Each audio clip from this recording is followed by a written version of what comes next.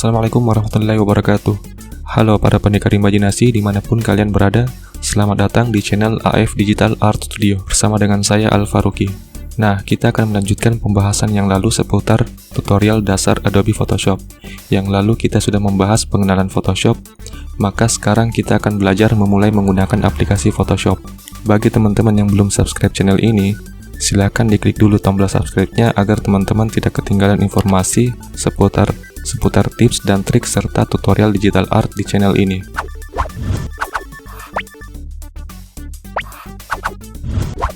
Oke teman-teman, seperti biasa kita buka dulu aplikasi Photoshop-nya. Jadi, hal yang pertama-tama yang akan kita lakukan adalah memasukkan gambar yang akan kita edit ke dalam aplikasi Photoshop. Ada dua cara yang bisa teman-teman lakukan, yaitu yang pertama bisa dengan memasukkan langsung gambarnya ke sini, atau dengan cara membuat file baru terlebih dahulu untuk membuat kanvasnya. Baru setelah itu kita masukkan gambarnya ke kanvas yang sudah kita buat.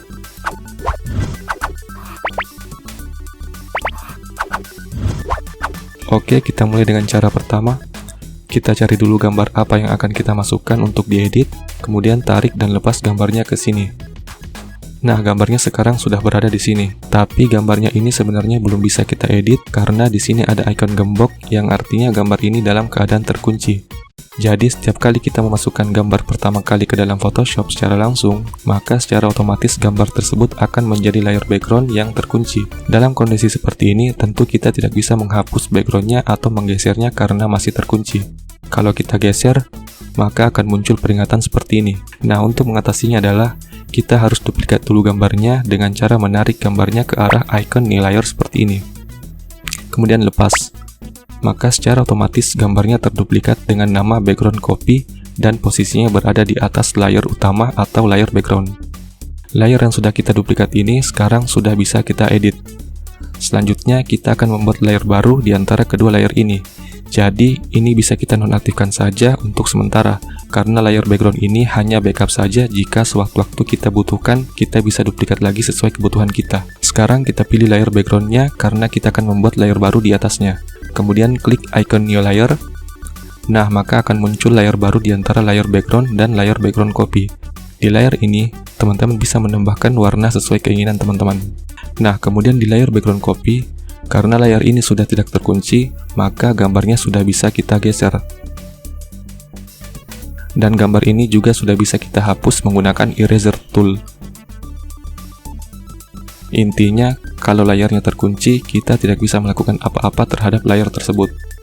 Seperti yang teman-teman lihat sekarang, di sini saya sudah menghapus sebanyak lebih dari satu kali. Di dalam Photoshop, kita tidak bisa menggunakan Ctrl Z berkali-kali untuk mengembalikan semua aktivitas kita. Karena di dalam Photoshop, Ctrl Z adalah perintah untuk membatalkan aktivitas dan mengembalikan pembatalan aktivitas. Jika kita menekan Ctrl Z sekali, maka kita telah membatalkan aktivitas. Kemudian jika kita menekannya sekali lagi, maka kita telah mengembalikan pembatalan aktivitas. Dan begitulah seterusnya jika kita menekannya berkali-kali.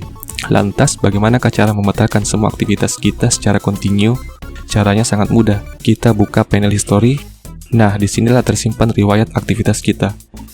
Ini semua adalah riwayat aktivitas yang sudah kita kerjakan di Photoshop. Seluruh aktivitas kita akan terekam di sini. Langkah selanjutnya, kita tinggal pilih aktivitas mana yang akan kita batalkan. Untuk shortcut keyboardnya, teman-teman bisa menekan tombol Ctrl Alt Z di keyboard.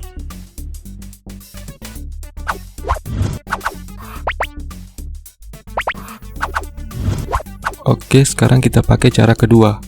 Kalau yang tadi gambarnya dimasukkan langsung, nah kalau yang ini kita harus buat file baru terlebih dahulu untuk menentukan ukuran kanvas yang akan kita butuhkan. Kita pergi ke menu file, kemudian pilih new, maka akan muncul kotak dialog seperti ini. Di sini kita bisa mengatur ukuran kanvas yang akan kita gunakan.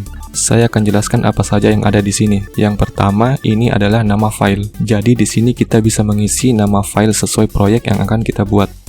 Kemudian di bagian bawahnya adalah jenis dokumen. Kita bisa memilih jenis dokumen apa yang akan kita gunakan, misalnya US paper.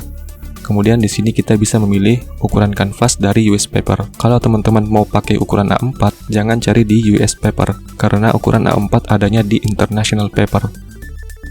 Nah, di sini ada banyak lagi ukuran kanvas selain A4. Kemudian untuk jenis foto, di sini juga sudah disediakan ukuran khusus untuk foto. Tapi di sini kita tidak akan menggunakan ukuran kanvas yang ada di sini karena saya akan mengajarkan kepada teman-teman untuk membuat ukuran kanvas sendiri. Jadi kita pilih custom. Kemudian di bagian sini, ini adalah satuan ukuran yang akan kita gunakan. Kalau untuk postingan digital seperti sosial media atau web, maka yang kita gunakan adalah satuan pixel. Kemudian di bagian sini kita bisa menentukan lebar kanvas yang akan kita gunakan. Misalnya di sini saya akan pakai 1280 pixel dan tingginya 720 pixel. Selanjutnya di bagian resolusi, semakin tinggi nilai resolusinya maka gambarnya akan semakin besar dan tidak akan pecah ketika di zoom, tapi ukuran filenya juga akan semakin besar. Contohnya resolusi 300. Resolusi 300 pixel per inci ini cocok digunakan ketika teman-teman mau mencetak file hasil editannya.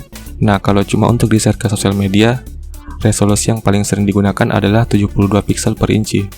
Kemudian yang ini untuk menentukan jumlah pixel ke dalam satuan inci atau sentimeter. Jadi kita pilih saja pixel per inci. Maksudnya adalah jika kita menggunakan resolusi 72, maka tiap incinya terdapat 72 pixel. Jadi kalau lebar kanvasnya 3 inci, berarti 3 dikali 72. Maka hasilnya itulah jumlah pixel yang terdapat dalam lebar kanvas tersebut. Intinya adalah semakin banyak jumlah pixel dalam 1 incinya, maka gambar tersebut akan semakin halus dan ukuran filenya akan semakin besar. Kemudian color mode-nya kita pilih RGB color. Yang ini biarkan saja 8 bit.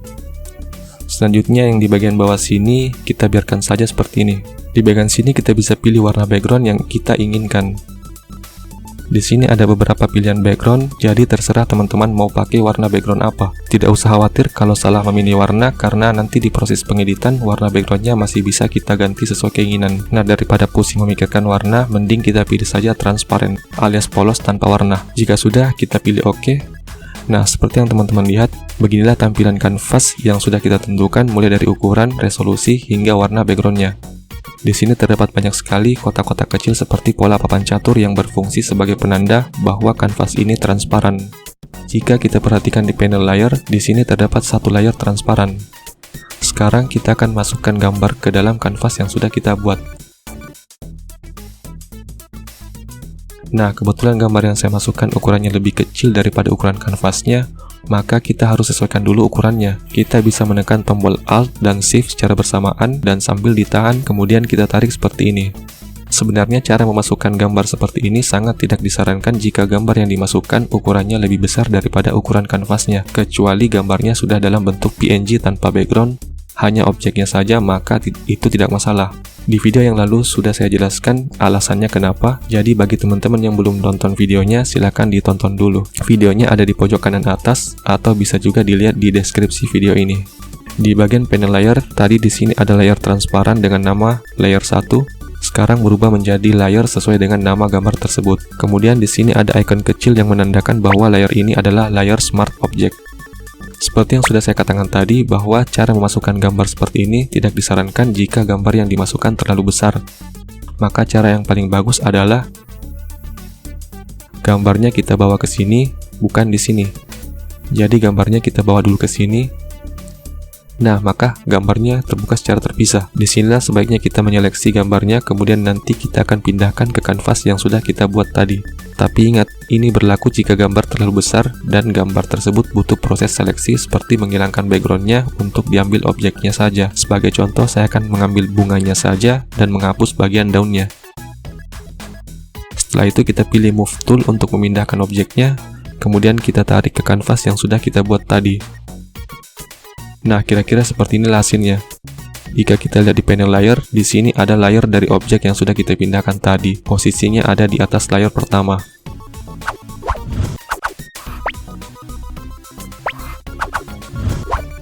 Sekarang kita akan menyimpan gambarnya. Caranya sangat mudah. Kita pergi ke menu file, kemudian pilih save. Di bagian sini teman-teman bisa mengganti nama filenya sesuai keinginan. Kemudian di bagian sini kita pilih Photoshop. Setelah itu pilih save.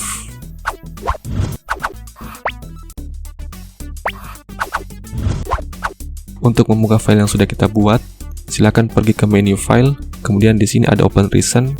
Jadi teman-teman bisa mencari nama filenya di sini. Kalau misalnya di sini tidak ada, kita bisa pilih open.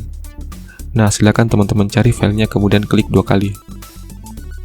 Oke, sekian dulu tutorial Photoshop dari saya. Semoga bermanfaat. Jangan lupa diklik tombol subscribe-nya agar teman-teman dapat informasi menarik seputar Photoshop di channel ini. Saya Alfaroki, salam Photoshop.